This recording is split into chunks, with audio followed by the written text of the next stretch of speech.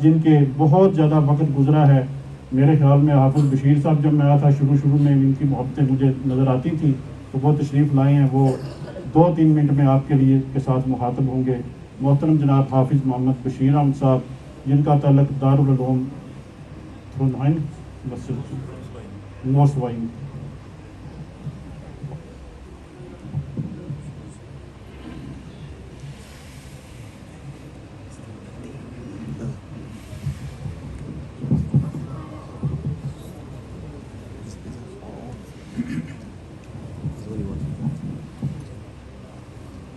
نحمدہ ونصلی علی رسول الکریم اما بعد.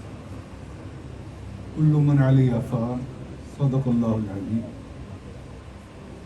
میرے محترم دوستوں اور بزرگوں، عزیز بچوں، وہ شروع میں بھی بچے نا وہ کوئی شعر ایک پڑھا، ایک شخص سارے شہر کو ویران کر گیا، بچھڑا ہے کچھ ادا سے اس ادا سے کہ رت ہی بدل گئی، ایک شخص سارے شہر کو ویران کر دیا.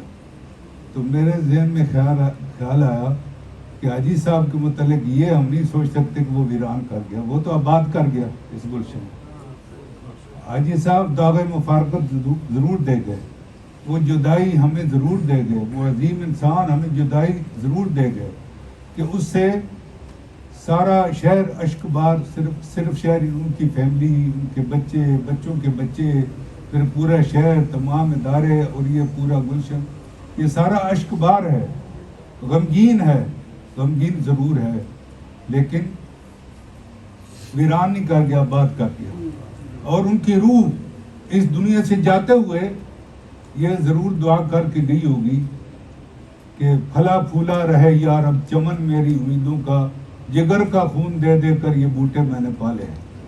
ہاں جی. تو میرے اب کہاں سے میں شروع کروں سلسلہ. 1986 میں یہاں ناروے کے اندر آیا اور اس کے بعد حفظ کلاس کا سلسلہ ہم شروع کیا سینٹرل شہر میں.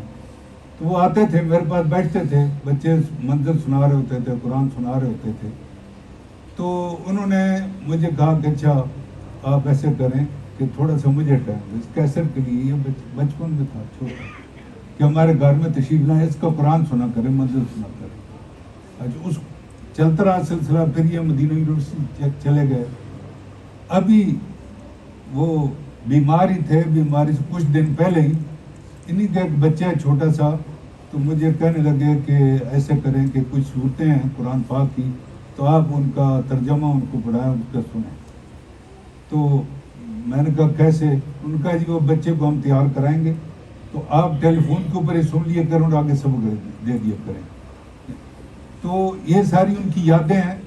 اور ایک اور بھی ان کی شہادت، ان کی گواہی میں دیتا ہوں. 1986 سے لے کر اور مطلب ہے اب تک یہ تعلق جو قائم رہا.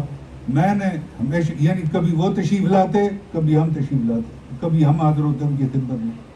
پہلے ہماری وہ مجلس ہوتی تھی، محترم اشتیاق صاحب یہ سید رضوان کے والد تھے، علمی شخصیت تھے، دارالعلوم دیوبند کے فاضل تھے. تو وہاں پہ محفل لگتی تھی، وہیں پہ رابطہ ہوا اور وہاں پر ہی علمی باتیں ہوتی تھی. اس کے بعد سے یہ دوستی جو رہی اب تک رہی اور آخر تک رہی. اور میں یہ شہادت دیتا ہوں اللہ کے گھر میں کھڑے ہو کر آپ سب کے سامنے کہ میں نے اتنے سالوں میں، اتنے عرصے میں کبھی ان کی زبان سے کسی کے خلاف غیبت نہیں سنی، کسی کے خلاف کوئی بات نہیں کی، ہر ایک سے محبت. یہی وجہ ہے کہ آج وہ فرما رہے ہیں کہ گلدستہ ہے علماء کرام کا، یہاں سارے علماء کرام موجود ہیں اور اس کی فضا کو بہتر کرنے میں بھی ہمارے جو علماء ہیں اللہ ان کو جزا خیر دے. جو تانے سننے میں ملتے تھے جی یہ مولوی اکٹھے نہیں ہوتے، یہ جی ایک دوسرے کے پیچھے نماز نہیں پڑھتے، یہ جی عیدیں اکٹھی نہیں ہوتی. آہستہ آہستہ ان سارے حالات کو پر قابو پایا. الحمدللہ عیدیں بھی اکٹھی ہونا شروع ہو گئی. اور یہ بھی آپ نے آنکھوں سے دیکھا کہ ہم سب نے سید نعمت علی شاہ صاحب کی ابتدا میں ہم نے نماز ادا کی، جنازے ہوتے ہیں، ہم سارے لوگ وہاں پر حاضر ہوتے ہیں. تو اس پروپیگنڈے کو یا اس تأثر کو تو الحمدللہ اللہ کے فضل سے یہ ختم ہو گیا.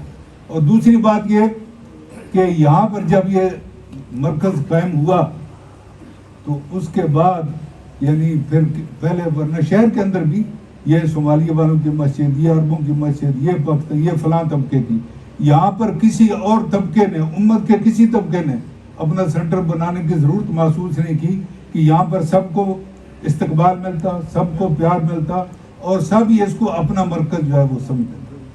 اللہ رب العزت جو ہے نا اس ان کی شایان شان ان خدمات کو اللہ پاک قبول فرمائے، اور وہ واقعی ہمارے عزیز تھے طارق عثمان بیان کر رہے تھے کہ وہ قرآن دوست تھے، حاجی اللہ دتا صاحب قرآن دوست، قرآن سے محبت، اور پھر جس کی قرآن سے محبت ہی اس کی اللہ سے دوستی ہوگی۔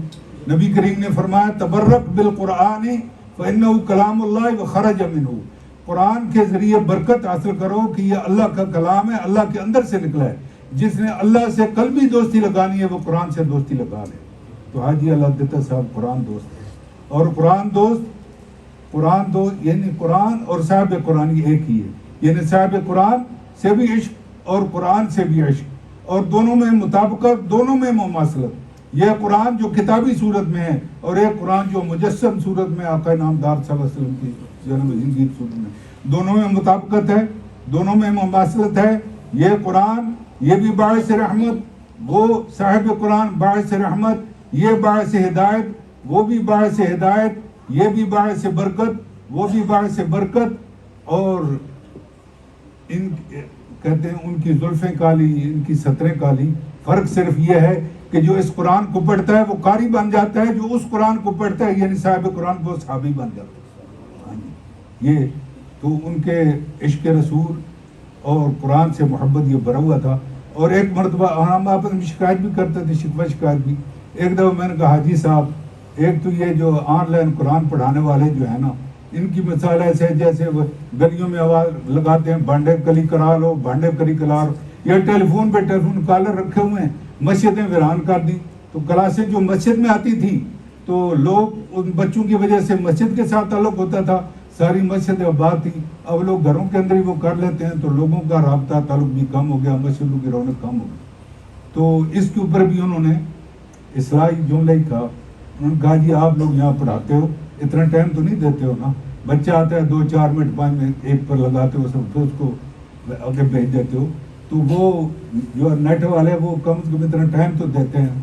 تو میں نے کہا جی مسجدیں ویران ہو رہی ہیں، لوگوں کا تعلق ختم ہو رہا ہے، کہہ رہا ہے اس کے اوپر جو ہے نا وہ بات کی جا سکتی ہے، کبھی مشورہ ہو سکتا ہے کہ چھوٹے چھوٹے گروپ بنائے جائیں بچوں کے، اور ٹائم ان کے مختلف کیے جائیں اور ان کے اوپر ٹائم دیا جائے اور لوگوں کو مساجد کے ساتھ منسلک کیے جائے۔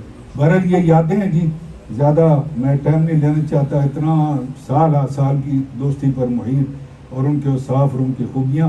تو بس آخری بات یہ کہتا ہوں، آخری بات تو میں اجازت چاہوں گا، حضرت ابن عباس رضی اللہ تعالیٰ عنہ وہ فرماتے ہیں کہ جب میرے والد حضرت عباس رحلت فرما گئے تو مجھے صبر نہیں آ رہا تھا، بہت ہی غمزدہ تھا، بڑے بڑے اجل صحابہ آ کر صبر دلا رہے تھے، کہنے لگے ایک دیہاتی صحابی بالکل تعلیم یافتہ نہیں تھے، دیہاتی صحابی وہ آئے اور ان کے ایک جملے نے مجھے صبر دلا دیا۔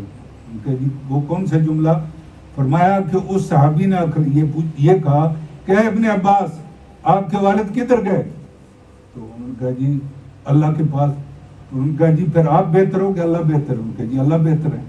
تو فرمایا کہ وہ اللہ کے پاس گئے ہیں، جنت میں گئے ہیں، تم سے بہتر جگہ پر گئے ہیں، اگر تم صبر کرو گے تو اللہ تمہیں بہتر اجر عطا فرمائے گا، ان کو اللہ نے بہتر مقام عطا فرمایا۔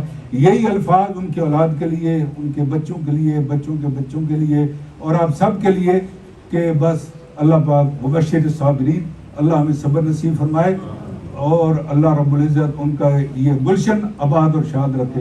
وآخر دعوانا الحمدللہ۔